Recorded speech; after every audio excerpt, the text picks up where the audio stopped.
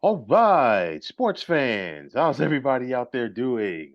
William Martin coming at you one more time here on YouTube with another edition of the 300 Pounds of Sports Knowledge Podcast.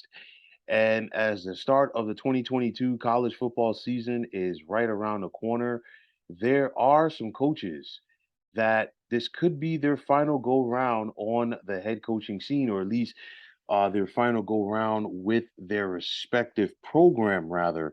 And with that said, which coaches will be entering this upcoming college football season on the dreaded hot seat?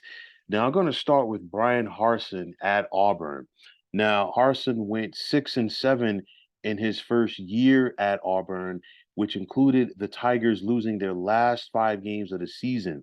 Now, Auburn almost dismissed Harson earlier this offseason following a mass exodus of players via transfers.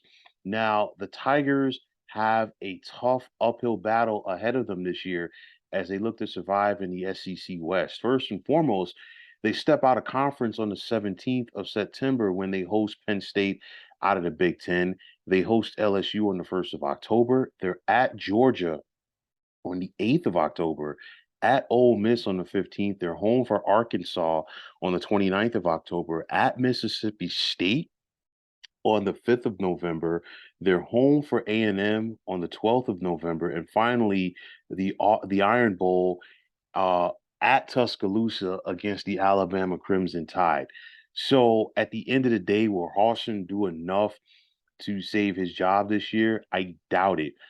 Just due to the fact that, there's a transition period that he's still going through as well as Auburn is. And then on top of that, that brutal schedule. And again, he barely hung on last year. This Auburn program, in my opinion, ran off a solid head coach in Gus Malzahn. And typically, what happens, the grass is not greener on the other side. And I think Auburn's going to find that out. And I think so is Brian Harsin, because I think when this college football season is done, he's going to be looking for another job. Now, Mike Norvell at Florida State, in his 2 years in Tallahassee, his record is 8-13, and that has definitely not made the folks there very happy. The Seminoles went 5-7 last year. They started off by losing their first 4 games, and which simply ain't gonna cut it.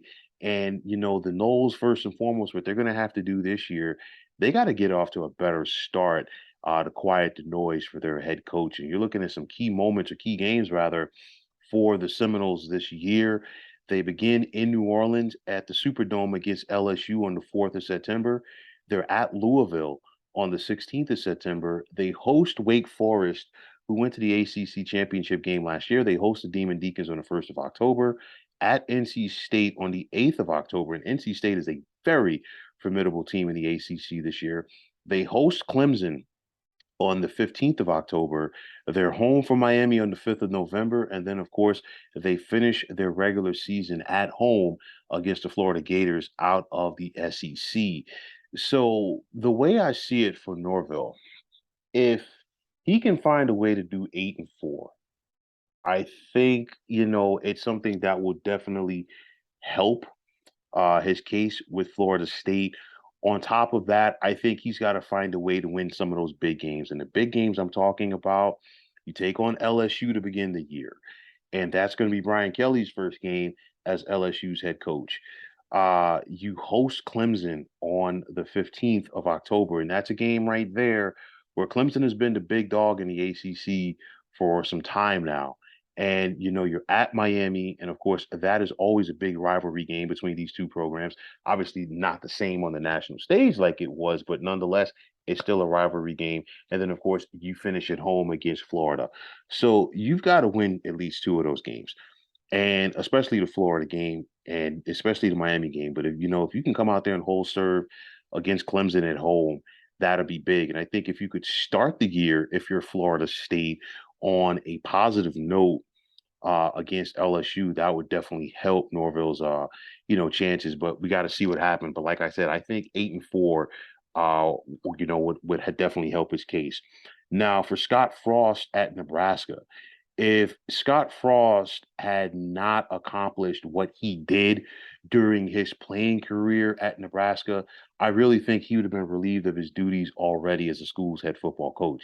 In 4 years at Lincoln, Frost's record is 15-29, and the Huskers have never won more than 5 games in any season under him. Nebraska only won 3 games last year for their worst football season since 1957. And for Scott Frost in Nebraska, I think they have a golden opportunity this year to right some of those wrongs that we've seen from this program in recent years. They begin the season in Ireland on the 27th of August, so it's a couple of days from now, against the Northwestern Wildcats. A long way to go for a conference game, but nonetheless, somebody's going to get off the schneid in this one. They host Oklahoma on the 17th of September, and this is a big opportunity for the Huskers due to the fact that Oklahoma's in some transition right now.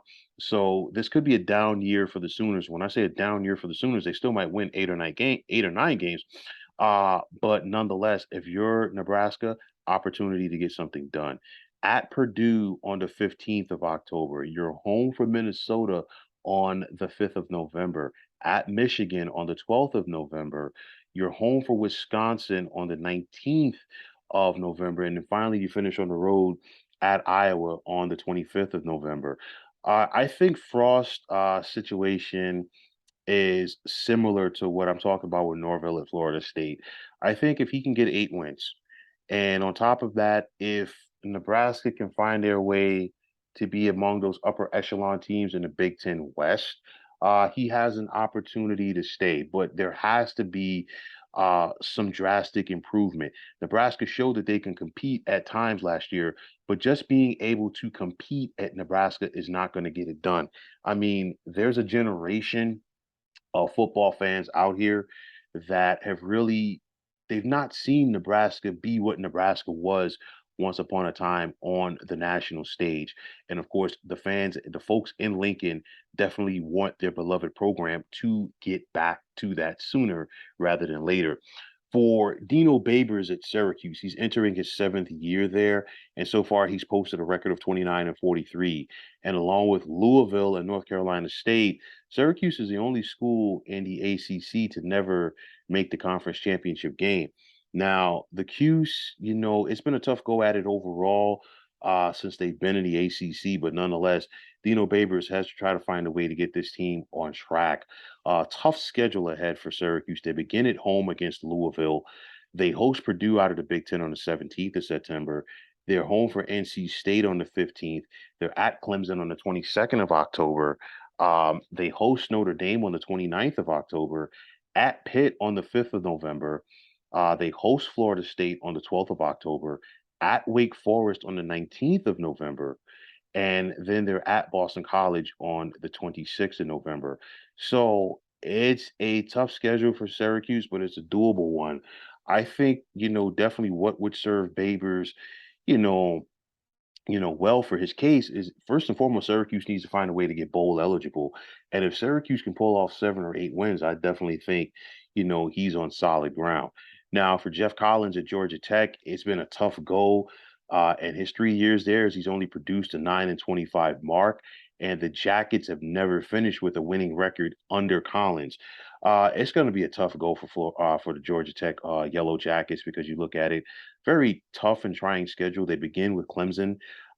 They host Ole Miss on the 17th of September. They're at Pitt on the 1st of October, at Florida State on the 29th of October. They're home for Miami on the 12th of November, at North Carolina on the 19th of November, and then, of course, at Georgia, the defending national champs, on the 26th of November. So I really don't like Jeff Collins' chances. I would be surprised if Jeff Collins actually gets an opportunity to finish the season out. That's how difficult I think it's going to be for him.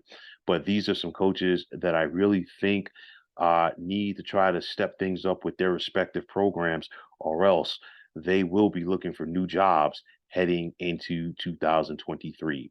So, folks, that is going to wrap it up. And as always, I want to take this time out to thank you for tuning into the 300 Pounds of Sports Knowledge podcast here on YouTube. I want to take this time out to thank all of you fine folks out there for tuning in.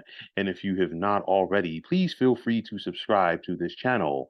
Now, if you're on Twitter, please feel free to follow me at 300 Pounds of Sports. And like I always say, if you follow me, it'll be my pleasure to follow you right back. There's also the sports discussion group on Facebook at the Sports Depot 365. You can check it out, drop a line, and be a part of one of the better sports debating sites going on social media. So, once again, fine folks, my name is William Martin. I am signing off, saying take care and have yourselves a wonderful day.